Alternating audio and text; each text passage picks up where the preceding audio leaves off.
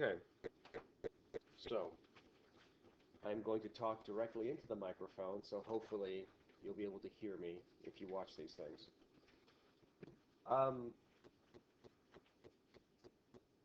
Do you remember the Sons of Liberty? Does anybody remember what they are? What are they? Who are the Sons of Liberty? Besides, like, a really cool name for a band. But what are the Sons of Liberty?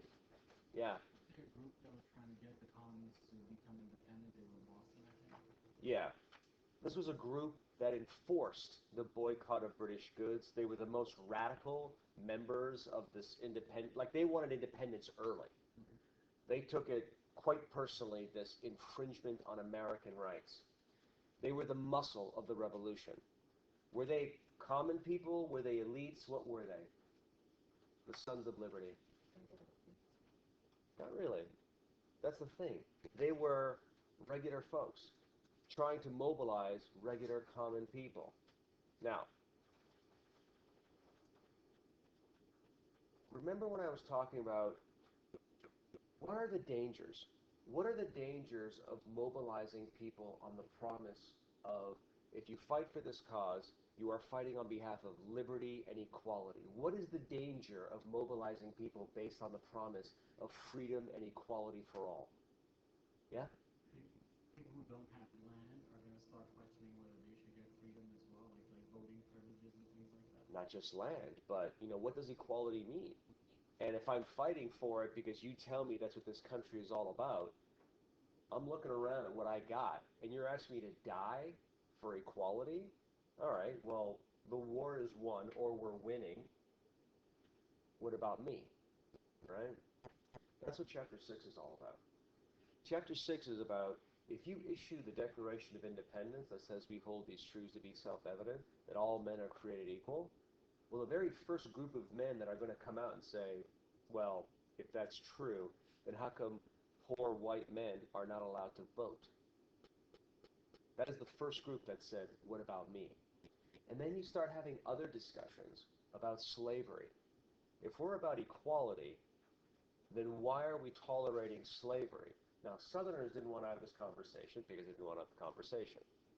But Northerners, where there was far less slavery in the North, it was far less a consequence for the economy of the North, you could comfortably have the discussion about the morality of slavery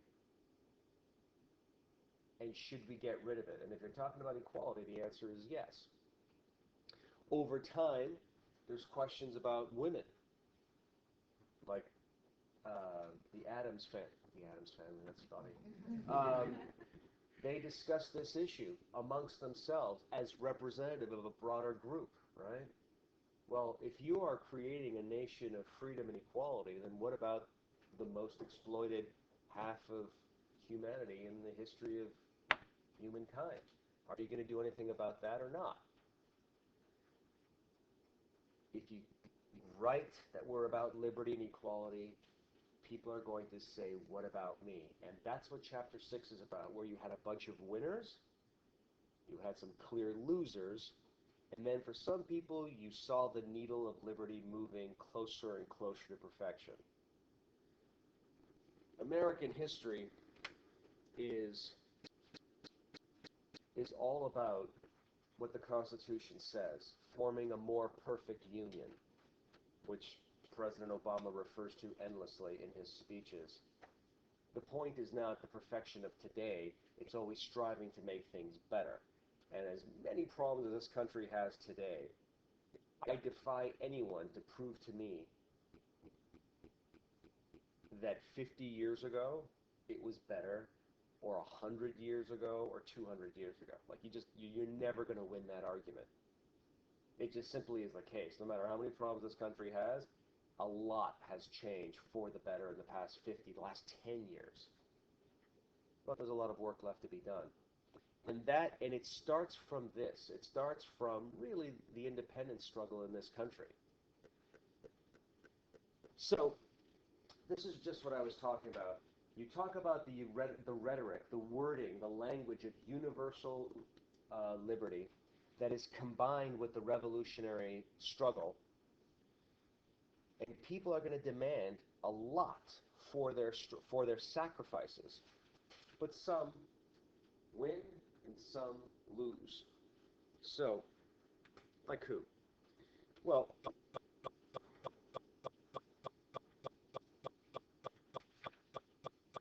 Jefferson's Declaration of Independence, I love this document because you can spend hours talking about what the document believes in, the roots of the document, because many of the things the document says actually happened in recent American history, like the Intolerable Acts. And he says these are the reasons why we're declaring our independence. But then there's so much in that document that is not written that you discover once you learn that Jefferson was a slaveholder, that the word slavery doesn't exist in the document, and so on and so on. And so you get a sense of the context, the political context of the time. What was in it, what was not in it, and why. But what was definitely in it was those opening lines that I just quoted to you, which were written in the clearest English possible. It was published, distributed, it was written and read out loud to the American troops and to the American people so that everybody knew after that first paragraph, everybody's born free and equal, government exists by the consent of the people, and if the people are unhappy with government, they have a right to rebel. And there's a long list of why the rebellion is legitimate. So, with that, and needing the people to actually contribute taxes to the war effort, to show up and fight, for the women to engage in unbelievable struggles to keep farms and homes and shops going while their husbands and brothers and sons were sent off to war, or they volunteered for war, or died in the conflict, inevitably these people are going to want something back. And it starts off with the expansion of the white male vote.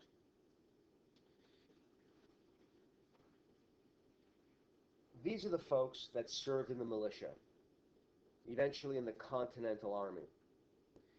For the longest time, they were told, because you don't own enough property, you are not qualified to vote. You don't have the independence to make a free-thinking choice about the future of this country. Because the thinking of the time was this: giving the people the right to make decisions, to vote. We take it for granted, right? If you're breathing and you were born in this country, you have the right to vote. End of story, regardless of race, class, or gender. But that is something we learn to take for granted.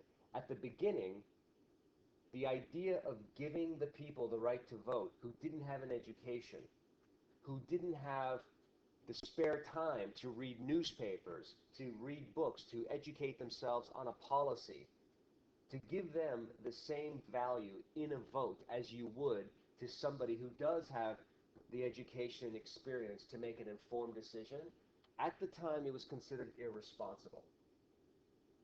It would be the equivalent of us today lowering the age limit of voting to 12. And you would all say, well, that's just ridiculous.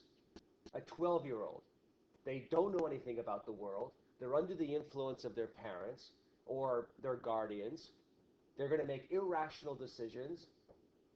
That was the thinking to deny the vote to poor people, uneducated people, African Americans, Native Americans, women, immigrants, and eventually that stereotype, because yes, 12-year-old children are less educated than the 18-year-olds that vote nowadays.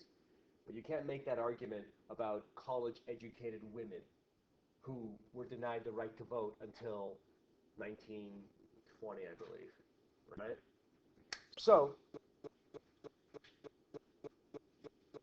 you cannot, over time, these white men that fought on behalf of the revolution simply demanded the right to vote because it's a country that they're fighting to create. And in this country, everyone is told everyone is equal, government by the consent of the people. I am the people. I'm fighting on behalf of this country. I don't have a right to vote. This is unfair.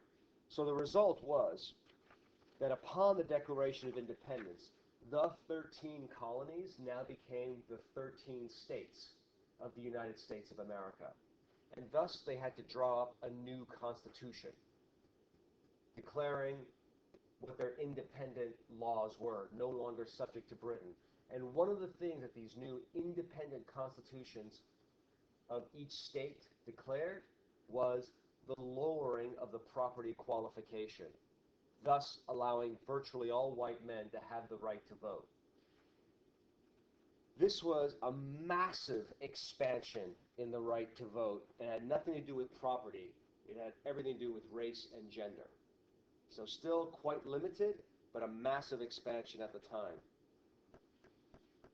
Now, if you recognize that all white men have the right to vote, and you cannot deny it to them because they don't own enough property, that they are citizens of this country, fighting on behalf of this country, and thus they have the right to the vote, the right to citizenship, which is the vote. Then what do you do with all those Catholics that are fighting on behalf of the country?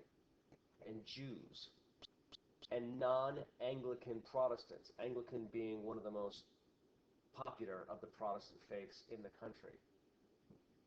At the time, a number of states funded the Anglican Church.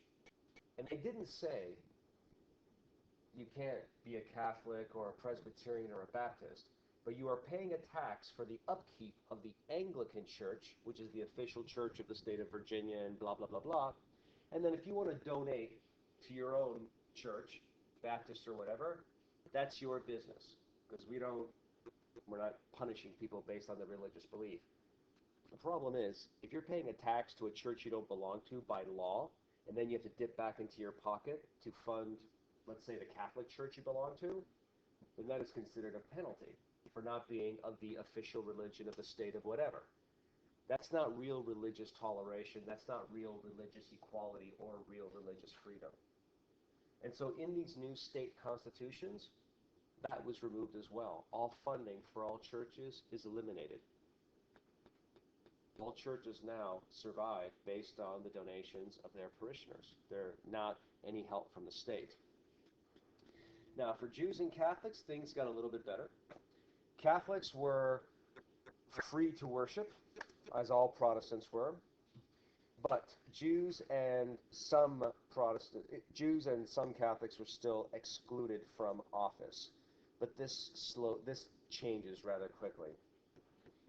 When it gets a little bit more complicated is economic freedom. I love to talk about economic freedom because both sides of the spectrum, the political spectrum, can make a very fervent case for completely opposite points of views and still believe that their point is good for America. So, in the midst of the American Revolution, a debate emerges. What is the role of the state in relationship to the well-being of the individual?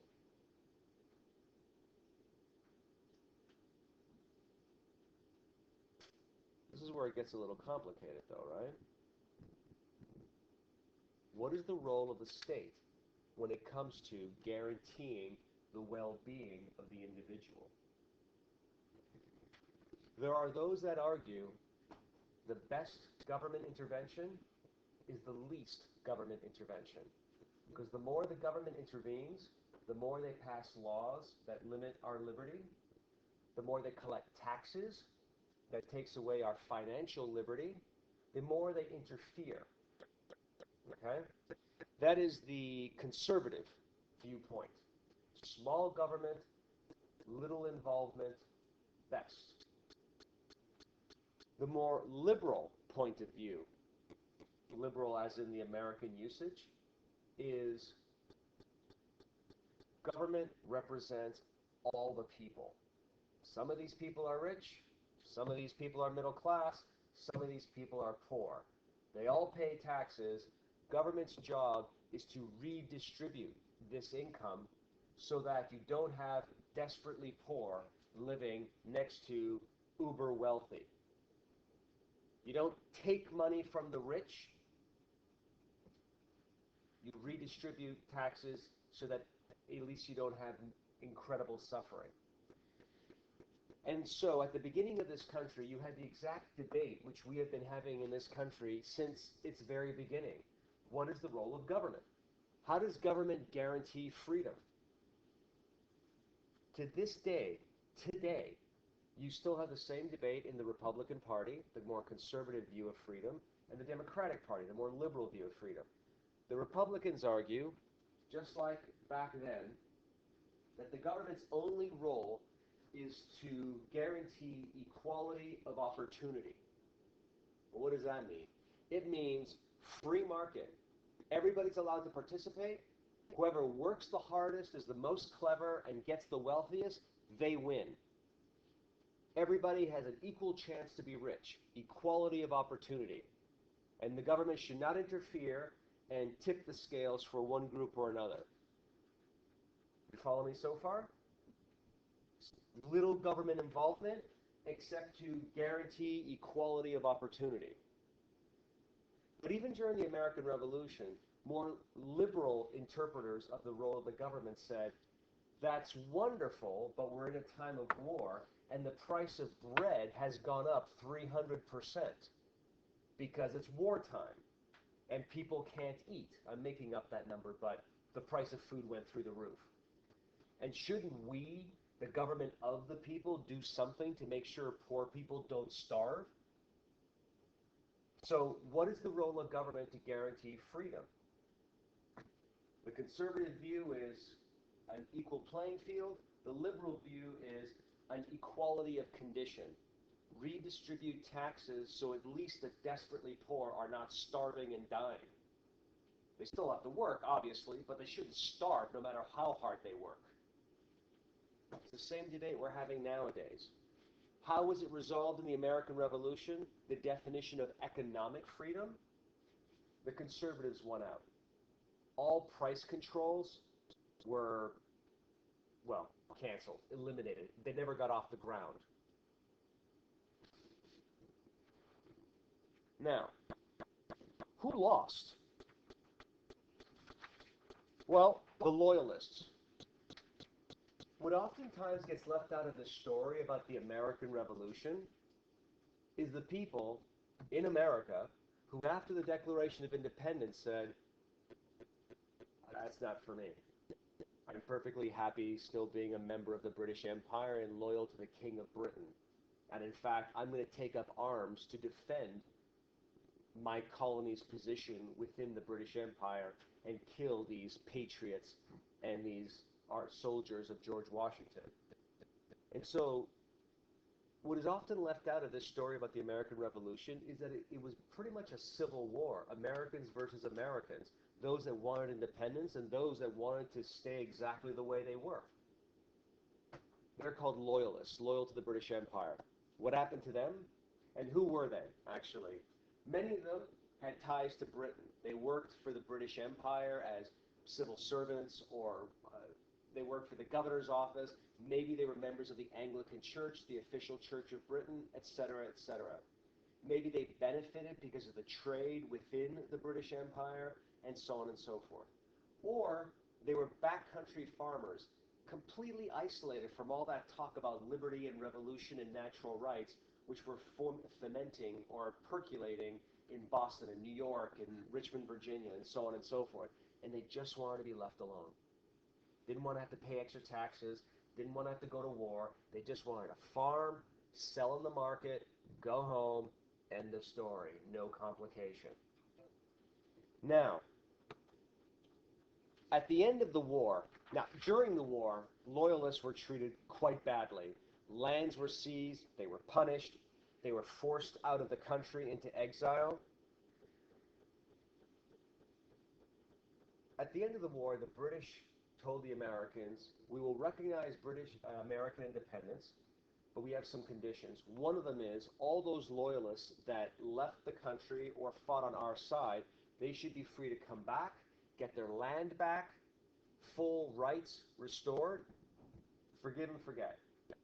The Americans said yes, they signed the Treaty of Paris, the loyalists came back, they didn't get their land back because, well, the war's over now. Promises were broken. So loyalists, the idea that land is a sacred right that government cannot take away, the new American government defined that as, well, you left. Who was supposed to get their land back?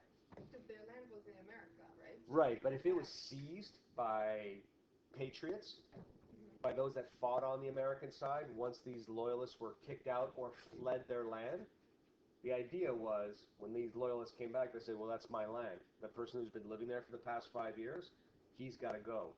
Nobody enforced that. Unilaterally, the idea was, well, they stayed and fought, you left and supported the other side. Too bad. Go back to wherever you were, Nova Scotia or whatever the case may be. But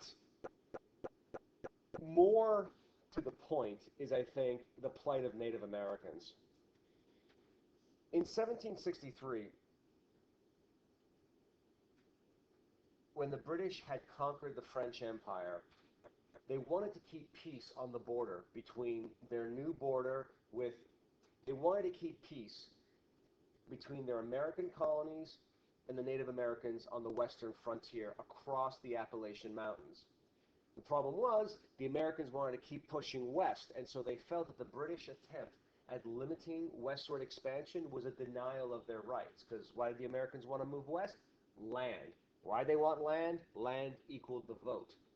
So there was already a lot of tension between the Americans, the Native Americans, and some of those Native Americans allied with the British and fought in the American Revolutionary War against Americans, because they recognized if the Americans win this thing and Britain is kicked out of North America, we're going to have a tidal wave of Americans flooding over the Appalachian Mountains into modern-day Kentucky, Tennessee, the Midwest, etc., etc.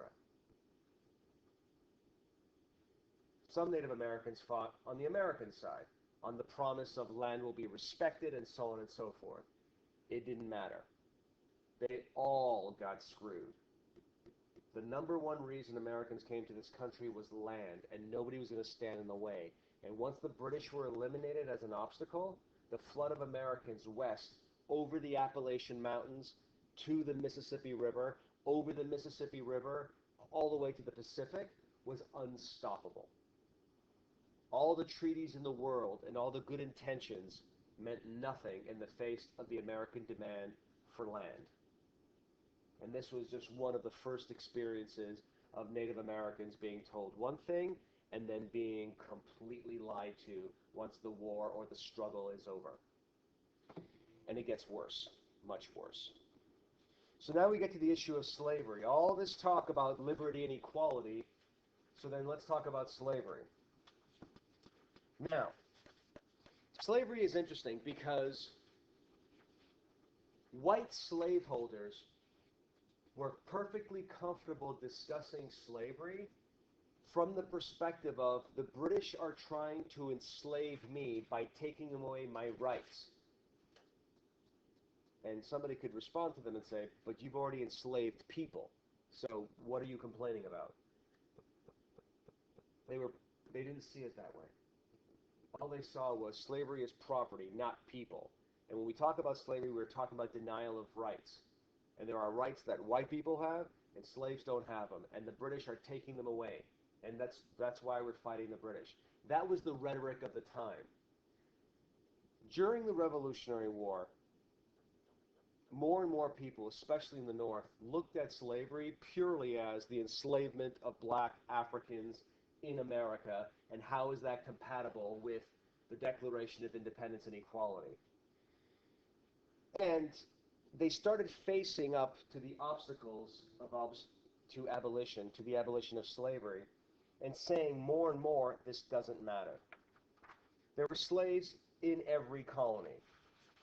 But from Maryland and Virginia all the way south, North Carolina, South Carolina, Georgia, all of those states, slavery was integral to the economy. So there was virtually no desire to abolish slavery, regardless of all this talk about liberty and equality. But in the North, where there was far less slaves, there was far less fear of a competition for labor, of an uprising by slaves. It was simply not a slave society like the South was. All this talk of liberty and equality resonated with people in the North. And so slowly but surely, you have movements towards abolition. The first and foremost reason, the impetus or motive for abolition is just Jefferson's words. All men are created equal. All right, well, what do we do with that? But then you move it to the next step. Blacks themselves were taking the initiative against slavery. They began demanding their own natural rights, as written in the Declaration of Independence, especially in the northern colonies. And others simply took the opportunity of the chaos of war and ran like hell towards freedom, thus doing exactly what the slaves did during the American Civil War, escaping the plantations for the North and freedom. And then others joined the fight, as in the militias. And if they survived, they got their freedom. The very first emancipation took place on behalf of the British. When the war started, the British simply put out a call and said, you slaves, leave the plantations, come to the British lines, fight on our behalf, we will give you freedom. It didn't cost the British anything to give these people freedom because it wasn't their plantations, it wasn't their land. And 100,000 out of 500,000 escaped to the British lines for their freedom. Recognizing this, George Washington himself promised freedom to blacks that fought on behalf of the Continental Army.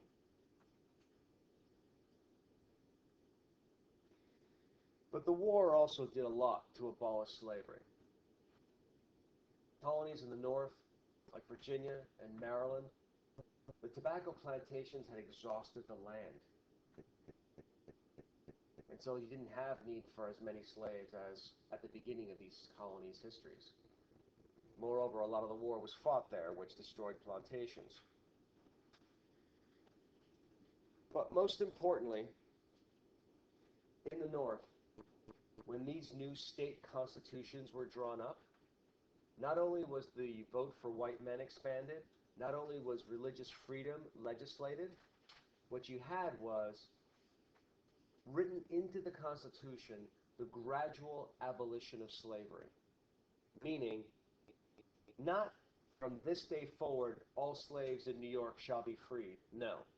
From this day forward, all the children of existing slaves shall be freed when they reach the age of majority. Why do you think they did that? I'm going to go around the room. Hang on. Going around the room. Why do you think, not just abolishing slavery right then and there, but saying the children of existing slaves will be freed once they reach the age of majority? Thus, the current slaves will remain slaves, but their kids will be free when they reach the age of majority. Why do you think they did it that way? Yeah? I think because after a while they knew that they weren't going to be slaves anymore. Well, there's always need for slave labor, just less and less, not like the South. But why a gradual abolition of slavery? Go. You had a hand up. I was just going to say because they know that the current slaves are going to get older and the kids are going to be growing up. They're just going to replace them. So they want it to be like a chain reaction. Absolutely. But it doesn't completely explain why not just cut it off. If slavery's bad, why not just cut it off now? Why wait until the children of the... Because remember, the children of existing slaves will be freed upon the age of majority, which means the adult slaves now will remain slaves for the rest of their lives in the state of New York, but their kids, when they reach whatever it is, 18, they will age into freedom. LaQuasia. Because one, they couldn't just transfer overnight from all of the slaves, like the labor that the slaves did, they couldn't transfer that overnight and just have no one doing that. That was going to cut back on the money that they were getting, even Okay. though slavery was that cut back. Okay. All right. Go. By the time the slaves' children were of age, technically they'd already be old or dead. They wouldn't really need it, right? Who? The parents? The plantation owner. Yeah. Well, the thing is, only the northern states did this gradual abolition. The southern states said, forget it. Once a slave, always a slave. Parent, children, grandchildren, etc. Ephraim? Maybe some slave owners needed them and they didn't want to just take them apart. Okay, all right. Deserly? I was thinking it would help people who are in the poorer situation be able to get like jobs because there's no more of these young slaves working in this type of field. Yeah, that's another motivation. LaQuisha again? I feel like also if all your life you were trained to do this one thing, once you're set free, there's nothing else that you're gonna know how to do. Because you weren't allowed to get an education, you weren't allowed to do all of this. So if you were only trained to be in the field and do this or clean or do that, that's what you're gonna do regardless Right. of being free or not. All of this is correct. But let me ask you this. At the end of the day, to a slaveholder, what is a slave? Property. Remember John Locke's natural rights? Life, liberty. Pursuit of happiness is what Jefferson wrote in the Declaration of Independence. But John Locke's original 3 natural rights that you're born with is the enjoyment of your property. Government is created to protect your life, liberty, and property.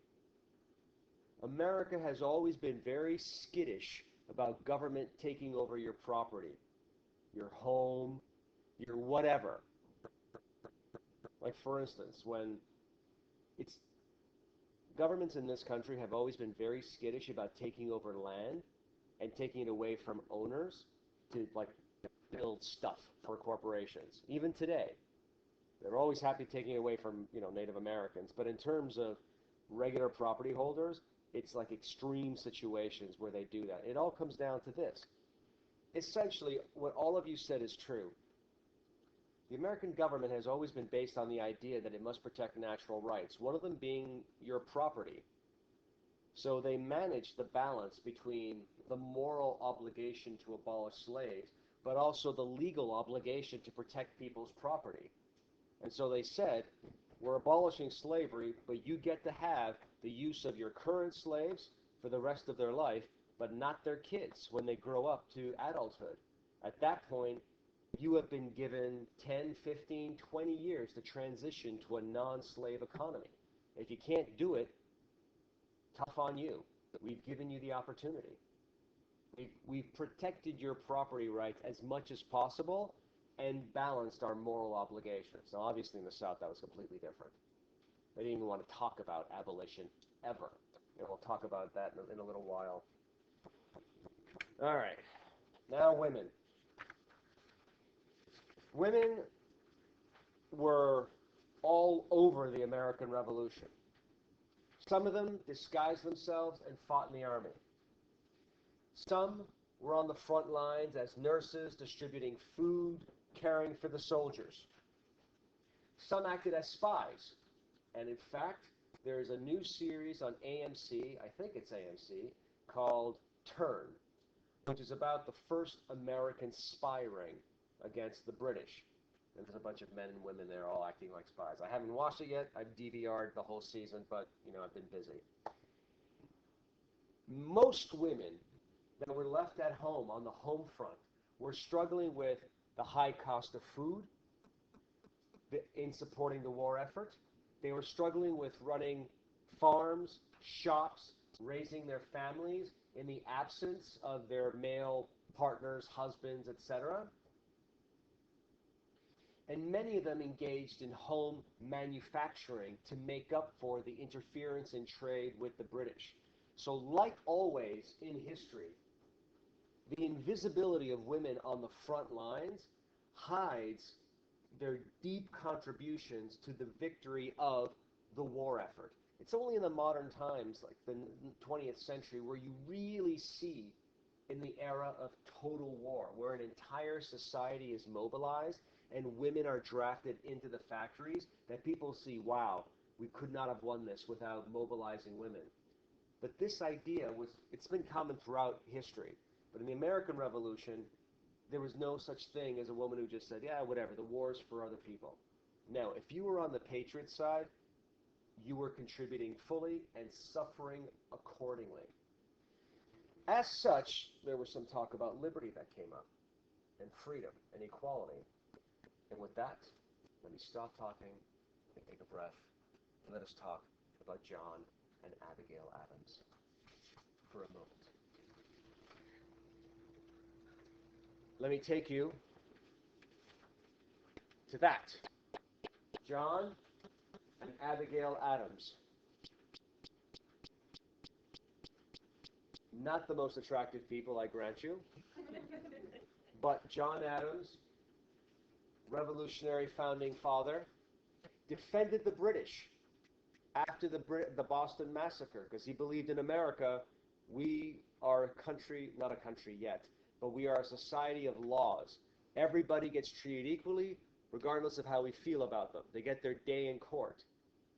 And this belief in fairness and equality is what made him a revolutionary founding father when he felt the British had betrayed that cause. Abigail Adams, incredibly well-educated woman, incredibly well-educated, and if you were nerdy or lucky enough to watch the HBO series in 2008 with Laura Linney and I don't remember his name.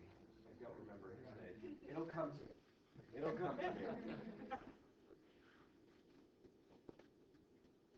Paul Giamatti. There it is. Paul Giamatti. Also the voice of Theodore Roosevelt in the recent PBS documentary, The Roosevelts. And he was also instrumental in this lovely movie called Sideways about, well, wine culture in California, which I know is kind of elitist and everything, but I like my wine, I like my movies about wine. So there it is.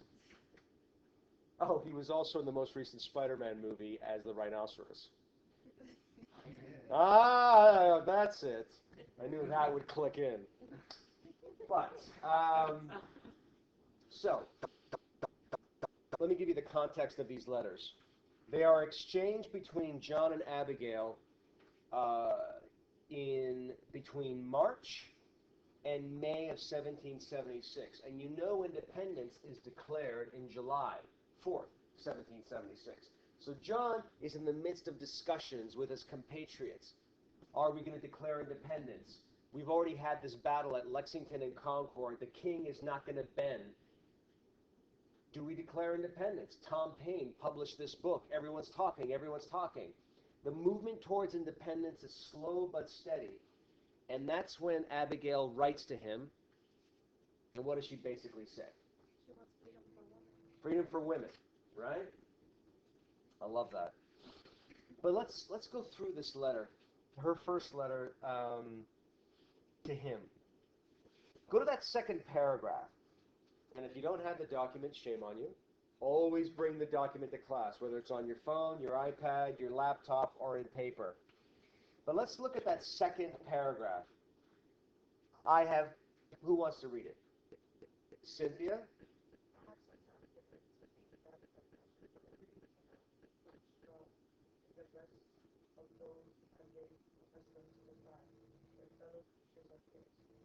Of this I am certain that it is not founded upon the generous and Christian principle of doing the others as we would that others should do unto us.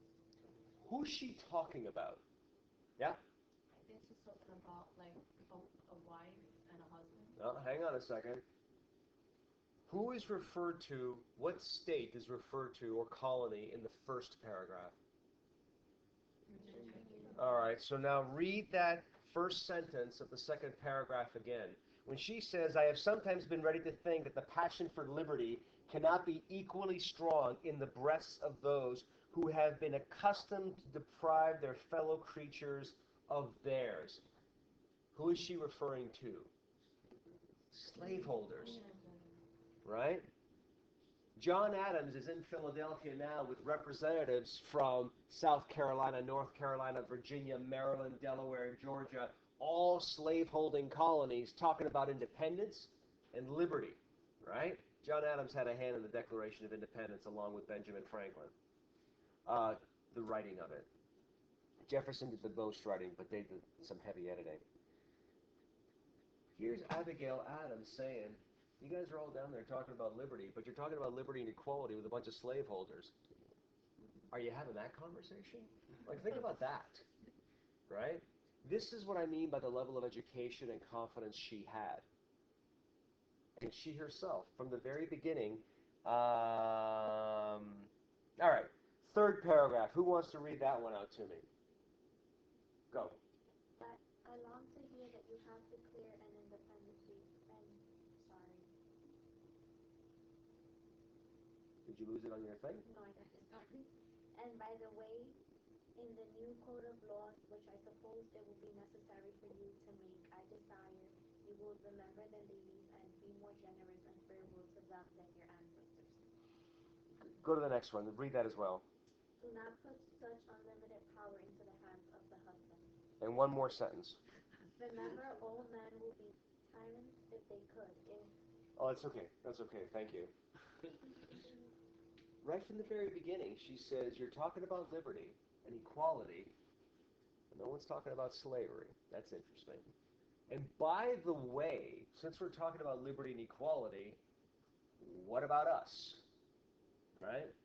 Like, think about that for a moment. Think about that for a moment. Remember how I was saying that you cannot ask the people to fight on behalf of liberty and freedom and then not expect them to hold you at your word. They're going to say, what about us? And it happened there, even before the Declaration of Independence, even before the war started. What was his response? What was John's response? Yeah? He laughed at her. Like, when she was, like, asking for boys, to give some power to women, he just kind of laughed at her, like, what are you talking about? I know. He, in fact, says, as to your extraordinary code of laws, I cannot but laugh. I have discovered, being married now for over a decade, if you begin any correspondence with your wife with, well, that's a silly idea, everything after that is not going to go well. That has been my experience. And I think even for unmarried people, they would have the same experience as that. But, okay, now, the paragraph after that is most important for our purposes. Who wants to read that one out? We have been blah, blah, blah, blah, blah. 0. We have been told that.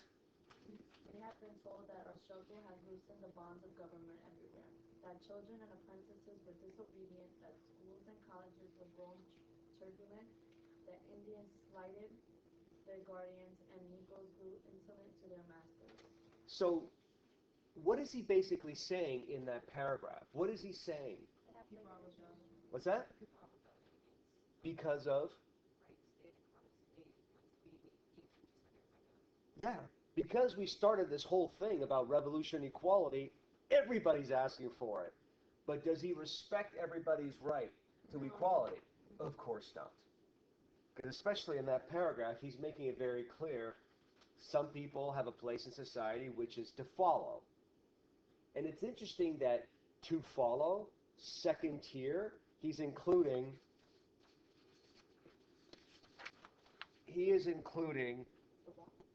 children, apprentices, the ones who are being trained by master craftsmen before they become fully independent, and they are completely subservient to their master craftsmen. Students, Indians, who I guess are talking back to white people, and blacks. In this case, I guess he means free blacks, but maybe slaves as well. In the entire category, there's white men who have a right to freedom and equality, and then there's everybody else. And this is from the guy who helped write the Declaration of Independence.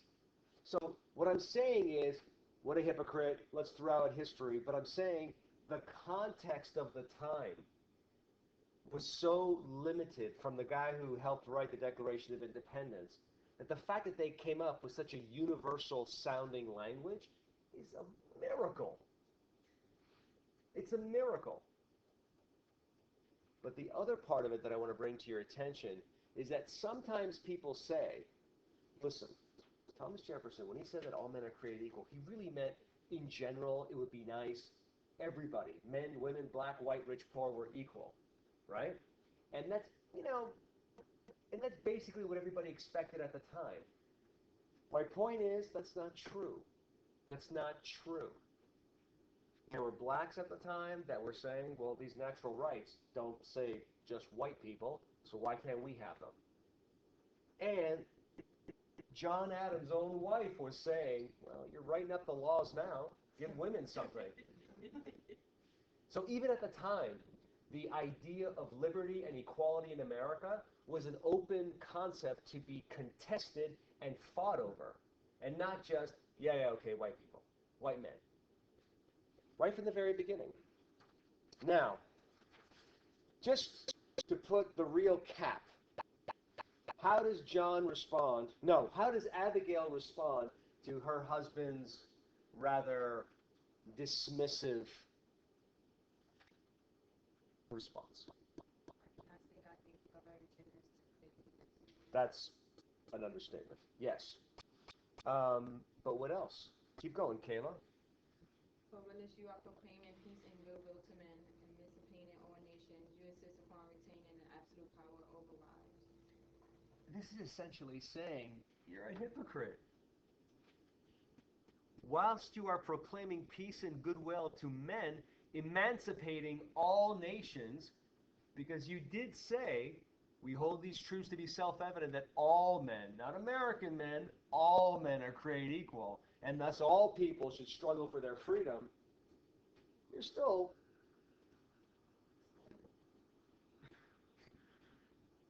that was unexpected. You insist upon retaining an absolute power over wives. Right? It's unbelievable.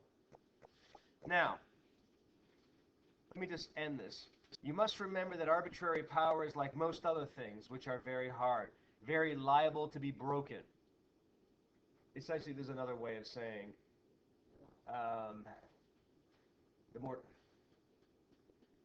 the tougher something is, when you finally crack it, it cracks loudly and thoroughly.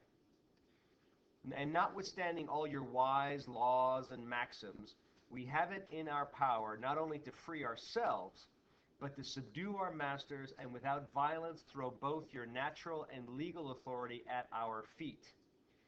I've always been curious about that line because I don't know if she is actually threatening to start something or if she is pointing out that if you keep this up, eventually somebody somewhere is going to organize women and then you're going to have real problems. I don't know. But this very issue, and let me just wrap this up. This very issue of what about the ladies? What did it lead to? Well, certainly not the vote, of course. It certainly did not lead to equality of status in society because women at the time were considered to be not rational enough to have the vote. They were like children, incapable of making a clear-headed decision about the vote, unlike men. Of course, the women's response were, you're giving the vote to poor, uneducated white men, but denying it to educated women.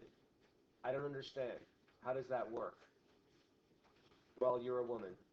Because you are physically encumbered once a month, that makes you incapable of being a fully functioning citizen. Now, that sounds ridiculous when I say it out loud, but that was how it was justified at the time, and sometimes now. Finally, as women cannot own their own property, because only the fathers and husbands could own such property, they couldn't inherit property, you are not independent. And if not independent, then you cannot make free-thinking choices. You can always be bullied or bribed into your vote. And thus you cannot vote. Hang on, folks. I'm not done yet. I'm not done yet. Just hang on. I swear to God, I'll let you go on time. Now, what did you get in return for all of your contributions to the war effort? The founding generation believe the only way this country is going to work, where we don't have a king, where we give the right to vote increasingly to more and more people, is that the people have to be virtuous. They have to be able to make decisions not because of their own selfish reasons, but for the good of the community. Well, how do you teach virtue? Well, we have public school, we have religion that teaches you to think about the community and not just your individual self. Yes, but that's later. It has to start in the home. So how do you teach virtue in the home? How do you teach democratic citizenry in the home? Respect for the Constitution in the home? Well, we all believe that mothers are inherently the caregivers of the family. Women are the inherent caregivers of the family. Fine. So the education begins with women. How do we empower women to produce virtuous citizens? How do we create good Republicans? Republican motherhood. We must educate women enough so they can pass on to their children the basics of American civil rights, the way America works, the basic rights and responsibilities of an American citizen. And so women must have the basics of reading and writing and comprehension so they can have enough of this to pass it to educate their children. And then public education will take over later. So it's not much, but it's a beginning. Because if you start making it okay for some groups of women to start entering high schools and colleges, well, you can't stop it. And it's no coincidence that the next generation of women are going to be the founding mothers of the women's rights movement in America. And they were all educated women, starting from this. So, thank you, on time. Hand in your stuff on the way out. I will see you Thursday. Hey, is that by any chance the call to the car, or what is it called? It's the call, the dawn, the call of prayer. Right, but it's called something. The call of dawn. a dawn. That's pretty cool. Wait a second. It's not printed? All right, can you bring it? I'll take it today. Well, you gotta have it printed, okay? Not afterwards. You gotta be printed in the box. Okay? All right. Well, bring it back here. I'm here for the next class. Okay. Who are you? Sorry? Yes.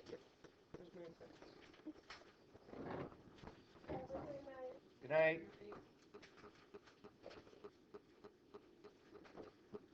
Okay, I got you.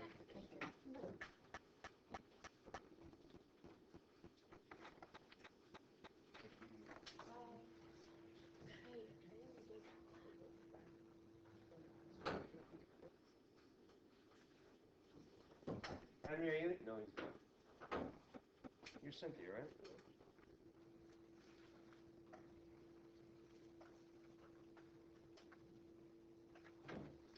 Okay, so let's see.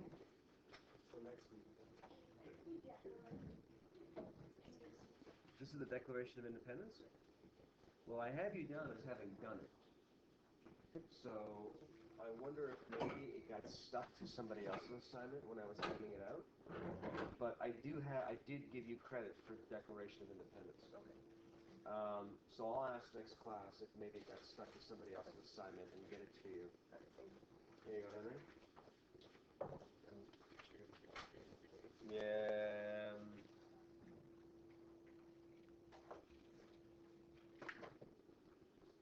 Yep. I got an email. What? Message from his office saying, About I'm gonna see you. So I fell behind. well, have you? How many of the homeworks? I just had it in this one just now. All right. Well, at the end of the semester, everyone gets an opportunity to do two more, so that'll give you a chance to catch up. Cool. But I would say from this point on, of course, email me whatever you want to do. But from this point forward, absolutely keep up with the assignments, absolutely the papers, the exams, etc. All right. Thanks. Appreciate it. Hello. How are y'all? All right. Oops. Okay.